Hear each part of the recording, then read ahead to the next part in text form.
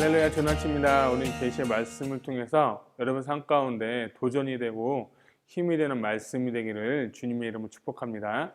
자, 오늘 요한계시록 6장 12절로부터 17절 우주적인 재앙이라는 제목을 가지고 오늘 은혜를 나누고자 합니다. 오늘 특별하게 단락 구분은 하지 않고요. 여섯 번째 인 이렇게 제가 제목을 붙여보았습니다.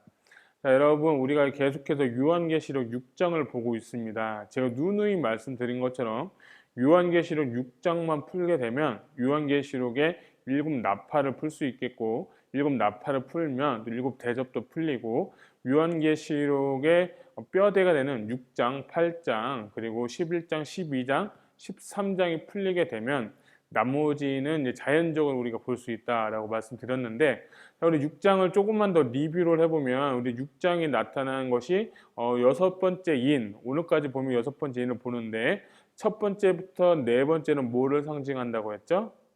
네, 교회 시대. 다섯 번째는 무엇을 상징할까요? 환란 시대. 환란 시대인데 클루가 있는데 그게 뭐죠? 예, 순교, 뭐 죽음.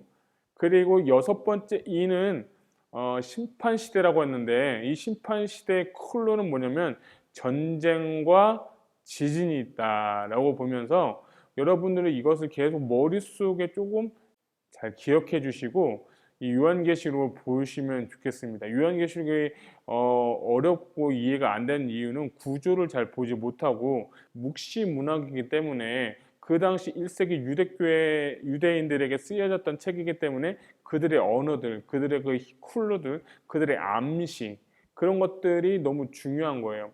그리고 이 서신서가 이제 각 교회별로 갔을 때 그 당시는 로마의 압제하에 있었기 때문에 코드화, 암호화된 문서이기 때문에 이 암호화된 문서를 21세기의 그 언어로 사고방식으로 해석하는 것이 아니라 1세기 그 언어로 볼 수 있었으면 좋겠다라고 제가 누누이 말씀을 드렸습니다. 그래서 이 요한계시록 오늘 나타난 여섯 번째 인을 여러분들과 함께 보고 여섯 번째 인은 어떤 시대다? 심판 시대다. 자, 여러분 오늘 말씀을 읽으셨을 텐데 느낌이 어떠셨나요? 오늘 이 말씀 12절부터 17절까지 보게 되면 야, 너무 막 무섭고 두렵고 떨리고 저는 이걸 보면서 이런 일이 진짜 실제 일어날 수 있을까? 이렇게 저는 생각을 좀 많이 해봤거든요. 여러분은 좀 어떠셨나요? 이런 일이 분명히 있다. 언제 일어나느냐가 중요한데 심판 시대 가운데 일어난다라고 하면서 제가 교회 시대, 환란 시대, 심판 시대를 얘기하면서 세 부류에 대해서 말씀드렸습니다. 첫째는 우리가 지난 시간에 본 것처럼 순교하는 자가 반드시 있을 것이고, 두 번째는 휴거 당하는 사람이 있을 것이고, 그치만 극소수다. 이것을 꼭 아셨으면 좋겠습니다. 저는 휴거를 믿지만 제가 그것에 들 만한 믿음이 될까라는 것은 저는 항상 생각을 해봐요. 오히려 순교하는 게 더 빠를 수도 있겠다. 세 번째는 순교도 휴거도 아니고 그냥 환란을 다 통과하는 사람이 있다.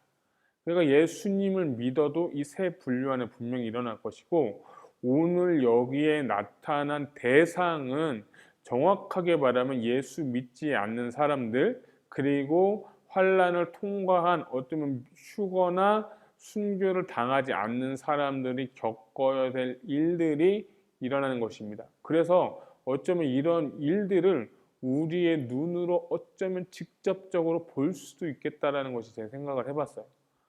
이거는 말씀인데 하나님의 말씀은 실제인데 이런 일이 진짜 일어날까? 뭐 그런 생각을 많이 해봤는데 진짜 이게 이제 여섯 번째 인이 있고 여섯 번째 나팔을 가게 되면 이제 막 전쟁도 나거든요. 그런 일들이 이제 막 나타날 텐데 그때 우리를 어떻게 준비해야 될까? 요즘 그런 생각을 하면 요한계시록을 좀 많이 묵상을 하게 되는데 누누이 말씀드립니다. 여러분 우리 준비해야 됩니다. 깨어 있어서 기도해야 됩니다. 그런 날에 속히 오지 않을지라도 어떤 시점이 오고 사인이 있을 때 그런 것을 본 때 그때는 이미 늦은 겁니다. 지금부터 준비하지 않으면 안 됩니다. 마치 노아가 방주를 지은 것처럼 방주는 언제 지을지 몰랐지만 지은 다음에 그 즉시 하늘의 문이 열리고 비가 내린 것처럼 또 우리가 코로나를 예측할 수 없었는데 코로나가 어느 순간 내 일상을 뒤엎은 것처럼 주님은 이렇게 재림하십니다. 그리고 그 전에 주님은 이미 우리를 사랑하셔서 사인들을 주시고 이미 요한계시록을 통해서 성경 66권을 통해서 하나님이 이미 말씀하셨습니다. 그래서 우리는 소망이 있고 미래를 알고 지금부터 준비할 수 있다면 하나님께 복된 삶이 될 줄로 저는 믿습니다. 그런 은혜가 여러분 가운데 있기를 주님의 이름으로 축복합니다. 자, 12절 13절 한번 보겠습니다. 내가 보니 여섯째 인을 떼실 때 큰 지진이 나며 해가 검은 털로 짠 상복같이 검어지고 달은 온통 피같이 되며 하늘의 별이 무화과 나무가 대풍에 흔들려 설익은 열매가 떨어지는 것 같이 땅에 떨어지며. 자, 12절 보니까 클루가 나왔네요. 뭐가 나왔죠? 지진이 나왔죠.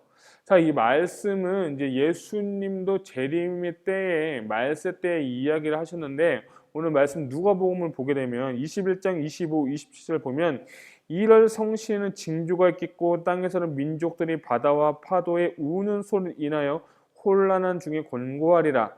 사람들의 세상에 임할 일을 생각하고 무서움으로 기절하리니 이는 하늘의 권능들이 흔들리겠습니다. 그때 사람들이 인자가 구름 타고 능력과 큰 영광으로 오는 것을 보리라. 아멘. 자, 오늘 12, 13절에 나타나는 말씀하고 오늘 이 누가복음 6장 25, 26절, 그 27절은 재림인데 이 말씀이 상당하게 비슷한 것이 있는데 그것이 뭐냐면 이거는 뭐 큰 지진이고 자연계의 어떠한 일들이 분명히 일어나는데 이것은 우리가 보지도 못하고 상상하지도 않았던 어떤 우주적인 재앙이 그때 일어날 수도 있겠다는 거예요. 그것이 1월 성신의 징조가 있는 거예요.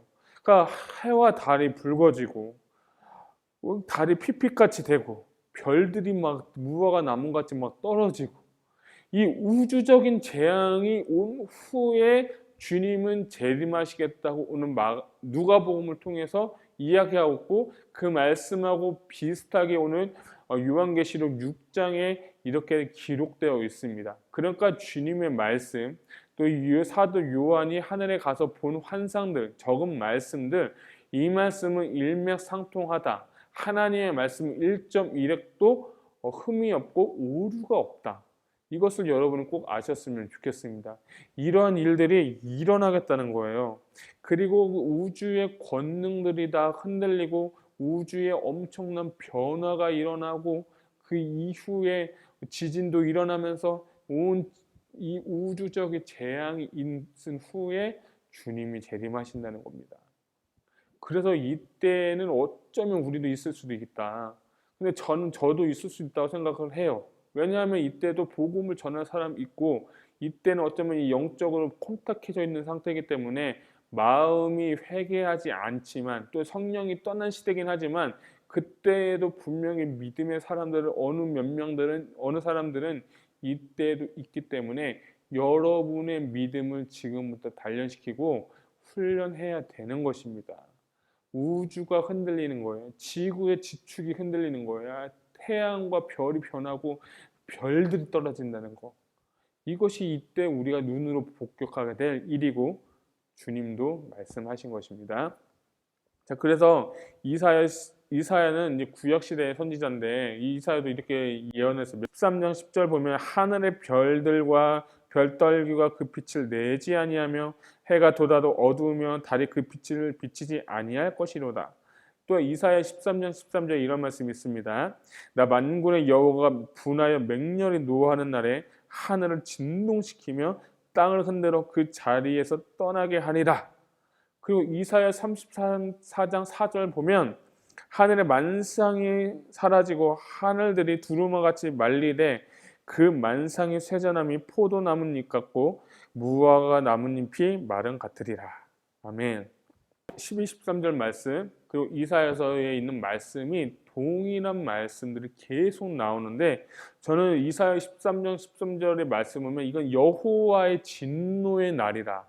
그래서 예수를 믿지 않는 영혼들, 예수님을 핍박했던 영혼들, 그 모든 영혼들 주님께서 모든 재앙을 모든 진노를 다 쏟으시는 날이라는 겁니다. 이 날이 진짜 온다는 거예요. 자, 그 14절 한번 볼까요? 하늘을 보니까 하늘은 두루마리가 말리는 것 같이 떠나가고 각 산과 섬이 제자리에서 옮겨지매. 이게 가능할까요? 노아의 홍수 심판 때도 물로 싹 다 멸하셨는데 이제 주님이 재림하기 전에도 이제 우주적인 재앙이 이제 있은 후에 14절부터는 하늘이 떠나가고 또 각 산과 섬이 떨어진다. 마치 어떤 뭐 과학자들이 얘기하는 뭐 판데믹, 판이 지축들이 막 흔들려서 지진이 난다 뭐 이러는데 산이 옮겨진다. 이런 일들이 있는데 이 말씀을 또 이사야서 이런 말씀이 있어요. 이사야 34장 4절에 보게 되면 하늘의 만상이 사라지고 하늘들이 두루마같이 말리되 그 만상의 쇠자나무 포도나무 잎이 마른 같고 무화과 나무 잎이 마른 같으니라. 아멘. 하늘이 두루마같이 말린다는 거. 이야, 이런 일들이 있다는 거. 별들이 쏟아지고 지축들이 있고 산들이 옮겨지고 상상할 수 없는 일들이 진짜 이제 막 여섯 번째 인에서 이제 주님의 그 심판이 계속해서 일어나고 있는 것을 볼 수 있습니다. 계속해서 이제 심판은 증가되게 될 건데 이것에 대해서 이제 유엘 선지자는 뭐라고 말씀했느냐 한번 보도록 하겠습니다. 2장 28절부터 32절 말씀인데 너무 중요한 말씀입니다. 그 후에 내가 내 시인을 만민에게 부어주리니 너희 자녀들이 장래일을 말할 것이고 너희 늙은이들 꿈을 꾸며 너희 젊은이는 이상을 볼 것이며 그때 내가 또 내 시인으로 남종과 여종에게 부어줄 것이며. 자, 제가 잠깐 끊었는데요.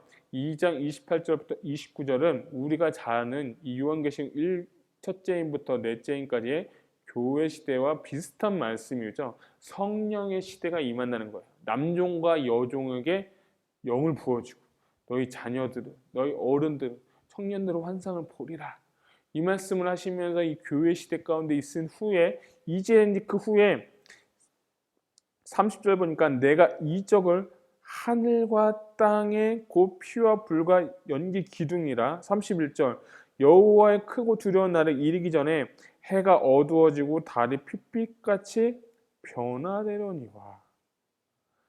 이 요에서도 이런 일들을 계속해서 말씀하고 있어요. 하늘이 변하건다. 핏빛같이 변한다. 이 예언들, 이 예언의 말씀들이 계속해서 요한계시록에서 보충 설명이 되고 이 사도 요한이 본 환상과 너무나도 밀접한 관계가 있다는 거예요. 그래서 이 말씀은 막 요한이 혼자 보고 요한계시록만 적혀 있었다면 어쩌면 신빙성이 없었지만 아까 본 것처럼 이사야서, 요엘서 그리고 이 요한계시록 그리고 예수님께서 복음서를 통해서 말씀하신 것처럼 계속해서 그런 일은 일어날 것이라고 지금 우리에게 경고하고 있는 것입니다. 그 경고의 음성을 들으시기를 바랍니다. 자, 32절 보면 누구든지 여호와의 이름을 부르냐면 구원을 얻으리니 이는 나 여호와의 말대로 시온산과 예루살렘에서 피할 자가 있을 것이며 남은 자 중에서 나 여호와의 부름을 받을 자가 있을 것임이라. 아멘. 그러니까 결국에는 말세에 큰 심판이 분명히 온다는 거예요. 이거는 그냥 대충 뭐 우리가 코로나 걸리고 질병 걸리고 좀 아프고 뭐 그런 게 아니라 우주적인 재앙이 6절 가운데서 계속해서 나오고 있는 것을 볼 수가 있습니다. 그렇기 때문에 여러분이 말씀을 주의 깊게 또 한번 보십시오. 자, 그 다음에 이제 15절, 16절부터 보게 되면 이제 남은 자들의 반응이 나오고 있습니다. 어쩌면 저도 이런 사람에 포함될 수도 있고 오늘 특별히 15절과 16절은 이제 남은 자들, 예수님을 믿지 않은 자들의 그 모습이 나오는데 땅의 임금들, 왕족들, 장군들, 부자들, 강한 자들, 모든 종과 자유인이 굴과 산의 바위 틈에 숨어버렸어요. 이런 일이 있으니까 굴하고 바위 틈에 가서 자기의 몸을 숨기는데 16절 보니까 산들과 바위에게 말하되 뭐라 합니까? 우리에게 떨어져 보좌에 앉으신 이의 얼굴에서와 그 어린 양의 진노에서 우리를 가리라. 숨어서 우리의 돌이 나무가 이 모든 것들이 자기의 진노를 막아달라는 거예요. 그런데 이 진노를 과연 피할 수 있겠습니까? 주님은 철저하게 이들을 심판하시고 철저하게 주님은 이들에게 진노를 부으실 것입니다. 이들이 아무리 숨고 싶어도 숨을 데가 없는 거예요. 자, 그 다음에 17절 보니까 그들이 진노의 큰 날이 이르렀으니 누가 능히 서리요 하더라. 오늘의 결론이죠. 누가 능히 서리요. 누가 그것을 감당할 수 있겠습니까? 이거는 인간이 감당할 수 없는 큰 재앙이고 죽고 싶어도 죽을 수 없는 그 상태고, 또 이 여섯째 나팔에는 그때 이제 황충들이 나오고 큰 지진과 전쟁들이 나오는데 회개하고 싶어도 회개할 수 없다라고 그 말씀도 기록이 되어 있는 상태예요.